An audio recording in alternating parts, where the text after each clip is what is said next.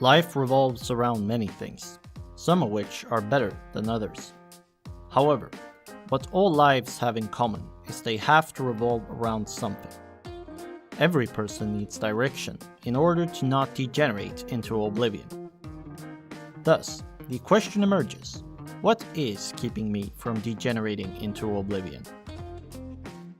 Well, what about happiness? Life is about trying to be as happy as possible, right? Well, wrong. Though it seems counterintuitive at first, I'm confident that by the end of this video series, I will have convinced a lot of you that the proper pathway towards living a good life does not consider happiness as the highest value.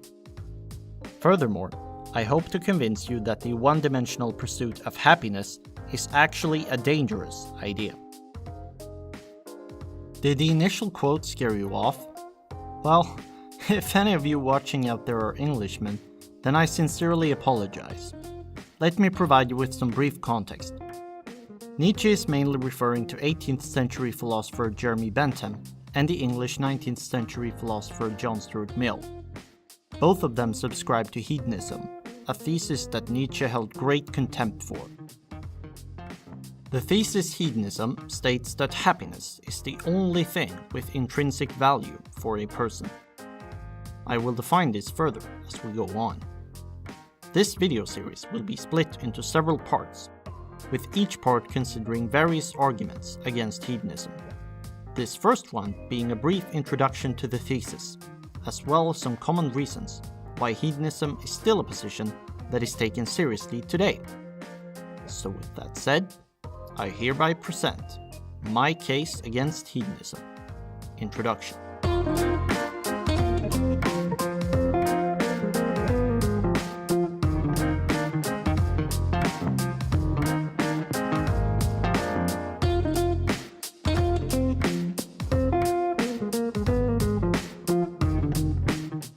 First, let's define hedonism. Though there are, without a doubt, many different versions of hedonism. Mainly, this video series will consider hedonism in its simplest form. Hedonism consists in a couple of pretty straightforward assumptions. 1. Happiness consists in pleasure. 2. Unhappiness consists in pain. 3. Pleasure is the only thing with positive intrinsic value for a person. 4. Pain is the only thing with negative intrinsic value for a person. And so what is intrinsic value? Well, simply stated, it means to be valuable in and of itself. This means that all other things we value, according to the hedonist, we value only instrumentally, as a way to achieve happiness. Take money, for example. Sure, we value money, the hedonist would say, but there's nothing inherently good about money. Money just helps us achieve more happiness, which is what's really valuable. For the hedonist, the same is true for all other things as well, including relationships, food, or health, etc. These are only valuable to the extent that they help us achieve happiness. Also note that the foundational claim of hedonists is that happiness is the only thing with intrinsic value for a person. This does not exclude the possibility of someone being a hedonist about personal value, but not being a hedonist about ethics or aesthetics, etc. However, I will seek to critique the very idea of happiness as an ultimate good in its entirety. Thus, my arguments will be partially split between these instances of hedonism. The terms pleasure and pain will be applicable to any experience that from the agent's perspective is perceived as positive or negative. For example, this could include the thrill of solving a hard math problem, sexual orgasm, or the sensation of a really cold ice cream in the blazing heat when talking about pleasure. And anxiety over taking a test, sadness of a loved one's death, and the insufferable pain of hitting your toe into a doorstep when talking about pain, etc. So now that we defined hedonism, I want to get into some reasons that people usually have to accept the theory today. The most prominent reason is because of the fact that it's just so damn intuitive. Of course, our lives revolve around making our experience as happy as possible, rather than unhappy. It seems that if we find ourselves in a particularly painful situation, we have to accept the fact that we would have liked to have been in a more pleasurable situation every single time. Even if I strongly disagree with this, I nevertheless admit that this is a very intuitive claim.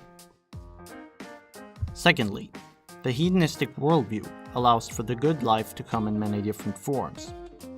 What makes me happy does not have to make you happy. If it makes me happy to live my life working as a bartender, and it makes you happy to live your life working as an artist, then by all means, live your life the way that suits you. No one else can decide what makes your life good. You have that power all by yourself. In other words, the hedonists are given a lot of freedom when designing their lives. And freedom is something that most people want, or at least think they want. And lastly, hedonism can provide very convincing explanations to a lot of our motivations, and why we're motivated to do certain things instead of others. We want what's good for us, not what's bad. We're somewhat programmed to feel pain, and also to have the desire to avoid it. We also usually have the desire to seek as much pleasure as possible.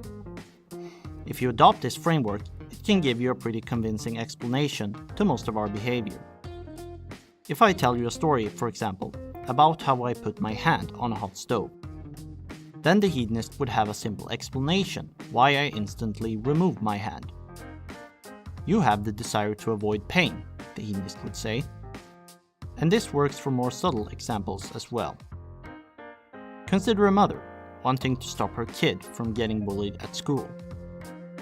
The hedonist can explain her motivation as, well, the mother perceived her kid's happiness to provide a more pleasurable experience for herself, not having to see her kid suffer. Still, we could maybe ask whether the hedonist explains motivation only in terms of personal pleasure, or if they include the pleasure of others. This is up to the individual to answer. So, to briefly summarize, hedonism divides intrinsic value up into a dichotomy between happiness and unhappiness, or pleasure and pain. Happiness is the only thing with intrinsic positive value for a person. Unhappiness is the only thing with negative intrinsic value for a person. And to be intrinsically valuable means to be valuable in and of itself. And some common reasons to accept hedonism are: number 1, it's very intuitive. 2, hedonism provides a lot of freedom when designing your life. And 3, it can tell a pretty convincing story to explain a lot of our motivations. I want to briefly end with this, because it will be important as we move forward. Though some of you might disagree with me here, I think that there's definitely a tight connection between the terms well-being and happiness/pleasure, as well as with the terms suffering and unhappiness/pain. But you might say, you're just using the term well-being in the wrong way.